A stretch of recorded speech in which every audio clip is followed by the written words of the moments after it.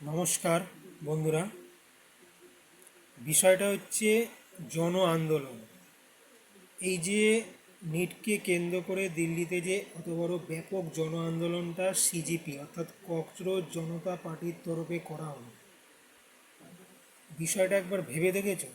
আজকে একটা কিন্তু তারা ঐতিহাসিক সিদ্ধান্ত নিয়েছে, তাদের কমিটি মূলত মহারাষ্ট্র থেকে অভিজিৎ দীপকে, তাদের নেতৃত্বাধীন যে সংগঠনটা যেটাকে সিজিপি বলা হচ্ছে, তারা একটা ঐতিহাসিক সিদ্ধান্ত নিয়েছে যে তারা এখনই কোনো অফিসিয়াল রাজনৈতিক দল তারা গঠন করবে না।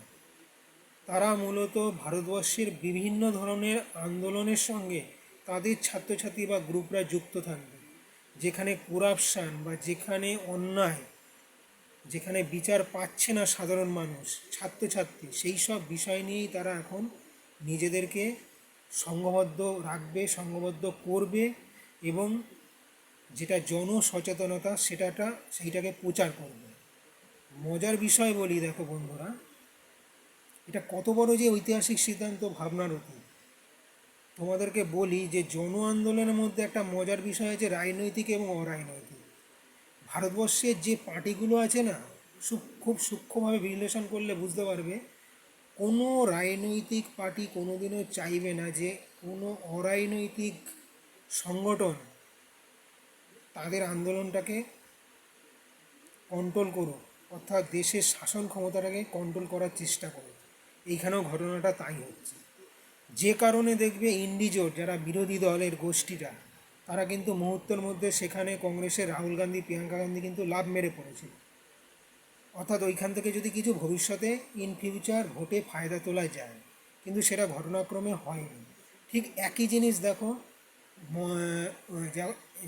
জেপিএসসি বা জেএসএসসি বলবো, অর্থাৎ ঝাড়খণ্ড পাবলিক সার্ভিস কমিশন অথবা ঝাড়খণ্ড স্টাফ সিলেকশন কমিশন।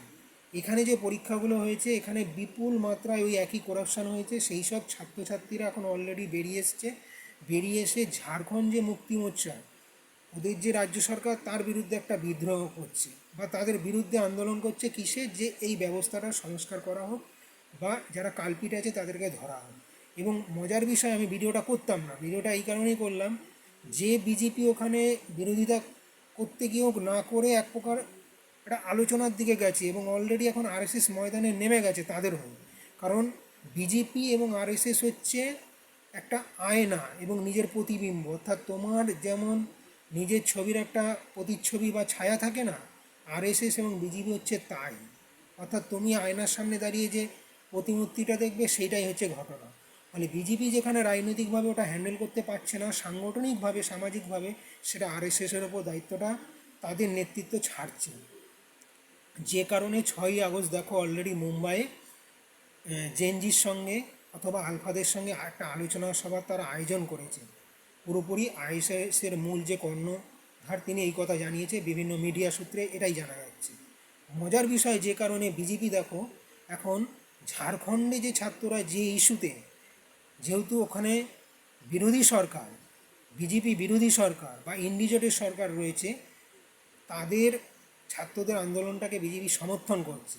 অথচ যন্তর মন্তরে যে নিট ইস্যুতে আন্দোলনটা হয়েছিল, সেটা কিন্তু এই বিজেপি সরকারের বিরুদ্ধেই আন্দোলনটা হয়েছিল। এবং পরবর্তীকালে যেহেতু তারা অনেকটা নরম এবং ছাত্রদের প্রতি অনেক বেশি অনুগত সচেতন ছিল, ফলে ছাত্ররাও কিন্তু অনেক বেশি, অর্থাৎ সিজিপি বলো বা ককরোচ জনতা পার্টি বা তাদের নেতৃত্বাধীন যারা আন্দোলন করছিল বা যারা অনশন করছিল, অনেক বেশি নরম এবং সলভ হয়ে গেছে। তা এই হচ্ছে বিষয়টা। আমি এখানে মূল কথাটাই বলতে চাই যে কখনো কোনো দেশের রাজনৈতিক ব্যবস্থা অরাজনৈতিক সংগঠনকে কখনোই মাথাচাড়া দিতে চায় না, কারণ তাহলে তাদের হাত থেকে কিন্তু মূল তাসটাই বেরিয়ে যায়। আর এইখানেই আজকে অভিজিৎ দীপকে বা এদের সংগঠনের মূল উদ্দেশ্য একটা ভীষণভাবে আমার ভালো লেগেছে, যে তারা ঘোষণা করেছে যে আমরা এখনই কোনো রাজনৈতিক দলে হিসেবে ভারতবর্ষে আসতেও চাই না, অংশগ্রহণ করতেও চাই না। আমাদের মূল লক্ষ্যটা হচ্ছে ছাত্র সমাজের উন্নয়ন এবং জন আন্দোলন। ভবিষ্যতে কী হবে সেটা ভবিষ্যৎ প্রেক্ষাপট বিচার করবে। কারণ এই কাণ্ডটা যদি করে ফেলতো অতি সত্বর, তাহলে যেটা হতো, যেমন যে কারণে কেজরিওয়ালের আপ পার্টির যে অবস্থা বর্তমানে হয়েছে, তারাও তো সেই ঝাড়ু নিয়ে এসে বলেছিল যে কারেপশান দূর করবে, উল্টো পরবর্তীকালে দেখা গেল কি তারাই ছিল দুর্নীতির সবচাইতে বড় অংশীদার। অতএব বুঝতেই পারছো। তা এই কারণেই আমি বললাম, ঘুঁটে পড়ে গোবর হাসে।